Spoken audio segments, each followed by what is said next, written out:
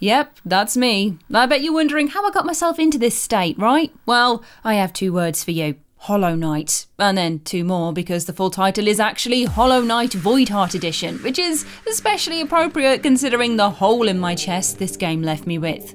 Now, we've got this new series celebrating memorable moments in games that define our PlayStation experiences called That One. Our most Rosie's brilliant introduction to the concept was a tale of determination, hope, and success against all the odds. I have a far more deflating tale to tell. You will find no happy ending here, no redemptive arc, and no platinum trophy. Oh no, not in this sad little story. Instead, let me regale you with that one game that betrayed my trust to the point I am but an empty vessel myself, and that one moment I will never forget, never mind forgive, in a game that stole over 70 hours of my actual soul. Before we can get to this moment though, we have to start at the beginning. Cast your mind back to deepest darkest November 2020 when PS Plus offered up Hollow Knight as a freebie alongside Bugsnax in some big, insect-infested celebration of all things both creepy and crawly, but irresistibly cute as well. It seemed like fate for me to make my way into the depths of Hallownest and explore another land of the bugs. And so, once I was done netting bungers and having a psychological breakdown in Bugsnax, it's a horror game! It's a horror. I set about my Hollow Knight adventure just after the start of the new year. And oh, what joy I had to begin with. I think I spent my first few hours just reveling in how perfect the whole feel of the game is. It is irresistibly gloomy, haunted by an eerie silence after the death of a once illustrious kingdom, but scaled down to size for the brave little bugs that live there. All the things I love about spooky stories are captured in the dim lights and abandoned passageways packed with all manner of entomological monsters. And all the things I love about fantasy are captured in the nail-wielding knights searching for fame and wealth in the underground. Even the Crystal Peak felt like a tribute to that phase I spent collecting my own crystals from witchy independent shops and practicing tarot surrounded by moonstones and labradorite. Joking, it wasn't a phase. I was genuinely fascinated by every new area that unfolded before me, and every new creature I could smack with my nail and then find in the bestiary to pore over their scraps of lore. Hollow Knight is a game that lets you learn as much or as little as you like across its sprawling runtime, with every item picked up and every NPC interacted with giving the smallest of clues as to how this empty kingdom came to be, and what exactly our knight is doing in the middle of it. I was transfixed. I'd come down with my own version of the infection ravaging the orange-eyed remnants of Hallownest that compelled me to keep on playing at every available opportunity. I just loved mapping out this twisting labyrinth of interconnected passageways, with every new area turning into an excited search for Cornifer as he hummed his happy tune and sold me maps for bargain prices.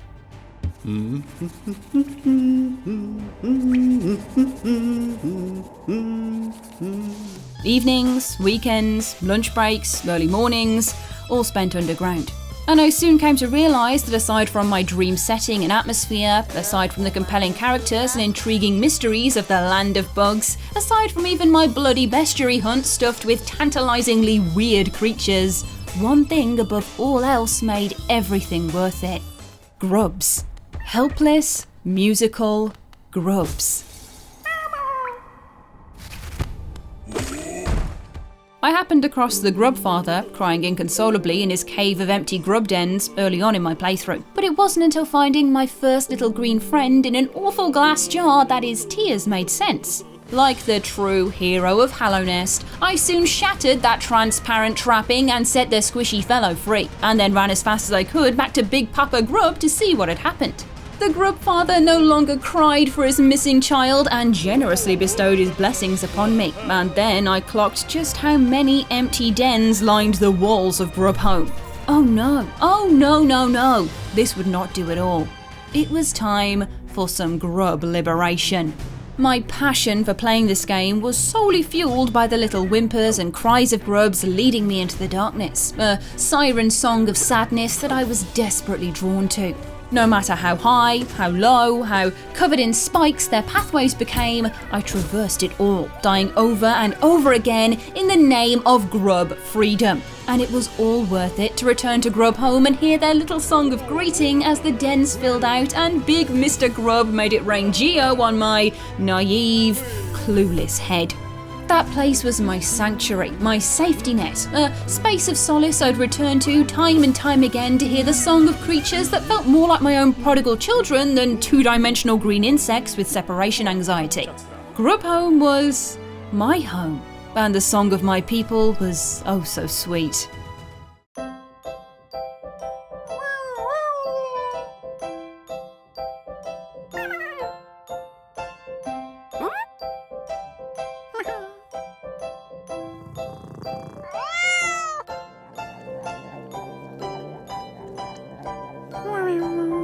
Now, dear watchers, for those that haven't had the grave misfortune of bashing through every secret wall and entering every cursed dreamscape of Hollow Knight, let me tell you that this game is hard. It is Dark Souls wrapped up in a cute little animated bow, meaning you have to die over and over again to learn the meticulous rhythm of both enemies and the land itself if you stand any chance of making it to the end. The gameplay is cruel and it is difficult, but absolutely and completely satisfying at the same time. And often the world reflects that in NPC actions too. The first part, at least. Like if you don't rescue grumpy little Zote, then that is it, he's dead. If you dream nail a ghost accidentally, even one you really like, they're gone forever. If you give over 2,550 Geo to Millibel the banker as you trust her kind old face and want to ensure your hard-won cash is protected, then she will steal it and run off into the distance as her crap shack bank falls apart at its cardboard seams. I promise you, as someone that got anxious every time I hit 1,000 Geo and very, very carefully ran to Millibel to make sure it was safe whilst I was exploring, the scream I let out upon seeing her disappear is one that could be heard across the country.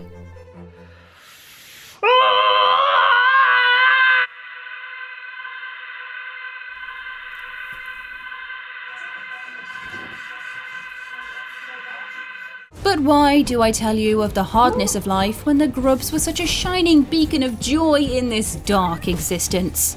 Well, to explain just how hard they were to get for one. I had killed the pretenders to the Holy Grub form and smited the Collector, the entity I had learned to trap my children in the first place, with a fury I did not know lay within me. And eventually the Grub father and I were reunited with our whole unconventional family once and for all for a screenshot photo shoot. I also tell you of the cruel, cheap, unfair horrors of this game because, dear watcher, dear watcher, so came the day I returned from adventuring and thought I'd drop in for a wholesome family visit once again. And that is how we got here. If you don't want spoilers for the Grub side quest, then look away now. I wish I could have. I dropped down the well and into the infected crossroads, moving to the left across the area I had lovingly dubbed the Grub Playroom, and arrived at the entrance to Grub Home. But the sweet greeting of Grub Song never came, and instead, all I heard was silence. And then, muffled cries of Grub children.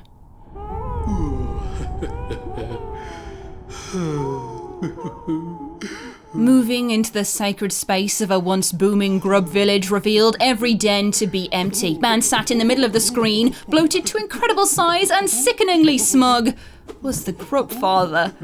Full, quivering, laughing. The muffled cries of consumed grub babies ringing out from inside his gluttonous display of betrayal. He had eaten every precious grub in his godforsaken home, and the truth hit me like a hussguard at the same time. I had been the one to feed them to him.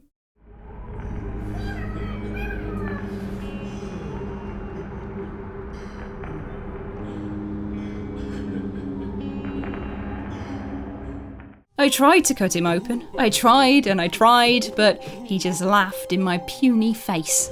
In a desperate bid to make myself feel better, I scoured the internet for proof that my grubs weren't condemned to death by digestion, and perhaps the trophy being named Metamorphosis and the description of Grubberfly's elegy, the charm you earn for freeing all the grubs, is a small comfort against that. Whether that elegy is for the cocoon body of the Grub father or the grubs themselves remains open for speculation. In the wake of losing my grubs, Hallownest seemed darker, bigger, emptier. The halls echoed with my tiny footsteps as the night's siblings of the void reminded me of lives cheaply discarded. A kingdom lost to itself as much as to the world. Hollow Knight never rang so true. But still, I persisted and fought on. I love Hollow Knight. I love that it made me feel so many feelings. I love its impossible difficulty and its ridiculous NPCs, though I do admit the one other character I got a proper attachment to was then eaten by a giant charm-pooping slug, so I was a bit upset again after that. Poor Leg Eater. I currently sit at the doors of the Pantheon of the Sage, 3 brutal challenges away from completing the game to its fullest 112%. In brighter times, I once said in jest that I would get the Platinum Trophy as proof I could beat a tough-as-nails game and never be doubted in my gaming veracity, but now I do it for a much nobler cause. I do it for them. For the Grubs. A final nod to Hallow Nest in the hope I'll meet my Grubs again in Silksong perhaps, and we can live carefree and happy in the good times once again. Until that day though, good night, my sweet princes. I will forever hold your Grub song close to my heart. And there you have it, that is my trauma laid bare. What did you think of Hollow Knight? Did you also get very emotional about the Grubs? Are you attached to them? Are they your children? Do you miss them? I do. In any case, this has been PlayStation Access. I've been Ash. I'm gonna go pull myself together and yeah, we'll see you again soon.